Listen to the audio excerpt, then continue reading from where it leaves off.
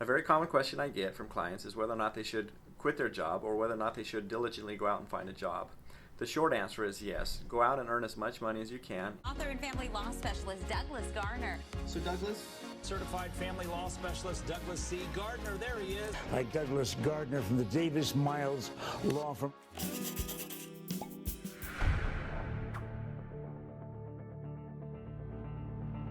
Clients getting ready to get a divorce often want to know if they should quit their job or if they should look for a job. And the reason they're asking these questions is they want to know whether or not they should try and better their financial situation, which in turn may then cause them to have to pay more in child support or more in spousal support, or alternatively receive less in child support or less in spousal support.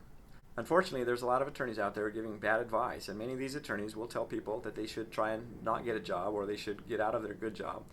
This typically backfires and is a financial impediment to both sides.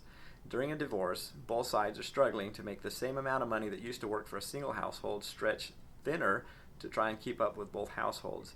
Both sides are typically struggling financially. Sometimes when I tell my clients that they should go out and get the best job that they can, their comeback is, well, wait a minute, won't I get less child support? Won't I get less spousal support?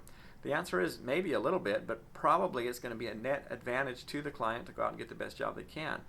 Both child support and spousal support are driven by the judge trying to do their best to divide the limited financial resources. Sometimes the judges call this the equal pain model or the pain sharing model, where they have to decide between the person who's paying, how much can they afford to pay, and the person who needs to receive the money, how much do they need. Typically, when you combine these together, the person needs more than the other person can afford to pay. And so the judges then have to reduce what the person needs and have, so in short, you end up with one person paying more than they can afford and the other person receiving less than what they need to meet their finances, and both parties are saying, hey, I can't live like this. So with spousal maintenance, for an example, you may have a spouse that comes in and says, hey, I need at least $4,000 a month to live on to be able to meet my basic needs. And then the other person says, look, Judge, here's my income, here's my expenses. The very most I can afford to pay is $2,000 a month. What's the judge going to do? The judge is going to pick some number somewhere in the middle of $2,000 and $4,000, and both sides are going to be equally unhappy with the result.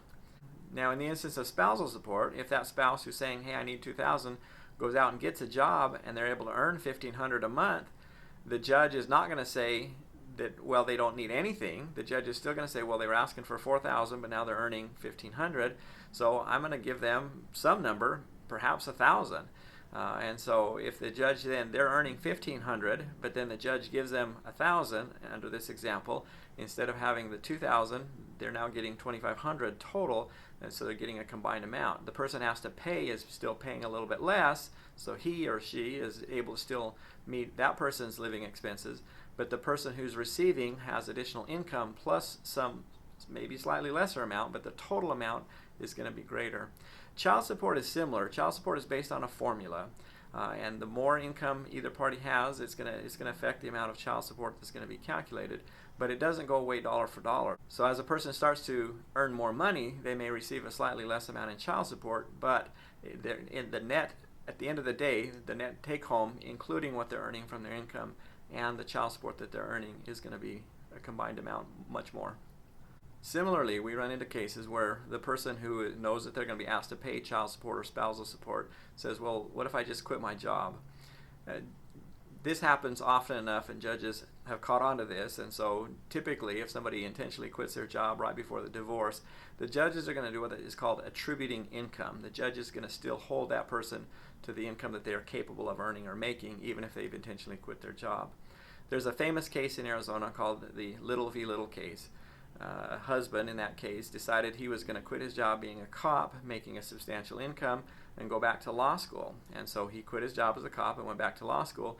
And he went in and I said, hey, Judge, I need to have you reduce my child support because my income has just gone down. In that case, and this won't happen necessarily exactly like this in every case because every case is going to be unique, but in that case the judge said, hey, by the time you get through with law school, your kids are going to be over 18, and so any financial advantage to you going back to law school will not go to your wife or your kids through child support. So we're going to attribute to you, you go ahead and go to law school, do what you need, but we're going to attribute to you the same income you have been earning as a police officer, and we're going to assume you can still make that income. And so go ahead and go to law school, but your child support is not going to be impacted or changed. There's other situations in Arizona where judges have attributed to somebody their earning ability or their earning income, even if they're intentionally making less. And there's a huge difference. If somebody is laid off, let's imagine a scenario where the entire department is laid off. Everybody in the department gets a pink slip. In that situation, the judges are going to be much more lenient towards people who are jobless than if somebody went out and quit their job. I've been involved in those cases where there's an email or something that says, you horrible person, I can't believe you filed for divorce. I'm going to quit my job and you'll never get a penny from me. And then they go out and quit their job. Well, guess what? That email is going to be Exhibit A, and the judge is going to see that. And of course, the judge is going to order child support in the same amount that he would have if the person had not quit their job. So, as a general rule, it does not advantage anybody to quit your job just because you're going into a divorce situation. Take the best job you can, make the most money you can in your situation, and then let your divorce attorney help you get the best result in your case that you can. I hope that you've enjoyed this Love Factually video. Please click the like button to help other people find our great videos. Also, hit the subscribe button so that you have access to our other videos, and click the notification bell so that you are one of the first people to have access to each new video as it comes out. Any good attorney product comes with a disclaimer. Here's mine. Number 1, watching this video or reading my books does not make you a client. And until you come in and consult with me or hire me or one of our attorneys here in the firm, there is no attorney-client privilege that's created. These videos and books are general in nature and should not be used in place of specific and detailed advice. Every case is different, and you need to discuss the specifics of your case with an attorney. Number 3, until you hire me or come in for a consultation, the only legal advice I can give you is that yes, you should consult with an attorney.